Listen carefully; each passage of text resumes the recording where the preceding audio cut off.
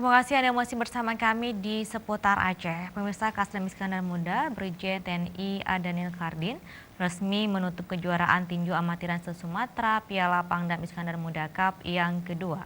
Dan acara tersebut berlangsung pada Sabtu malam di lapangan Belang Padang, Kota Banda Aceh.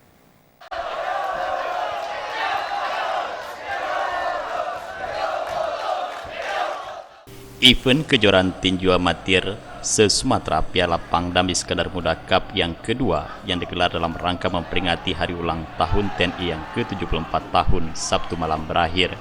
Event kejuaraan tinju yang sudah dimulai sejak 16 sampai dengan 21 September 2019 adalah sebagai upaya menjaring atlet tinju yang siap diterjunkan di berbagai event.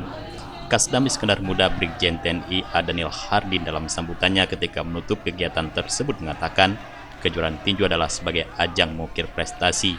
Kedepan event tinju tersebut akan menjadi agenda tahunan di Aceh, mengingat pada tahun 2024 Aceh dan Sumut menjadi tuan rumah Pekan Olahraga Nasional. Lebih berbuat banyak untuk kesiapan kita.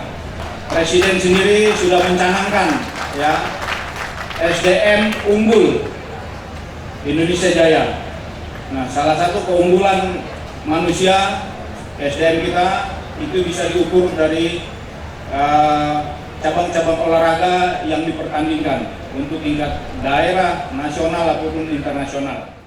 Sementara itu, Kapaldam IM Kolonel CPL Nurbudi Asmara selaku Ketua Panitia Pelaksana Tinju Amatir Pangdam Cup 2 dalam laporannya berterima kasih kepada masyarakat Banda Aceh dan Aceh Besar yang telah ikut meramaikan kejuaraan event tersebut. Nurbudi Asmara berharap event tinju amatiran ini dapat menjadi agenda tahunan sebagai pembinaan kepada para atlet Aceh.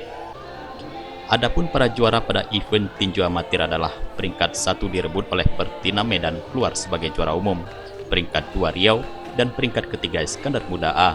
Petinju terbaik Fahmi Ihsan dari Iskandar Muda A, petinju harapan Topas Rianda dari Riau, dan petinju favorit Taufik Ismail dari Iskandar Muda A. Semua pemenang diberikan medali dan uang pembinaan.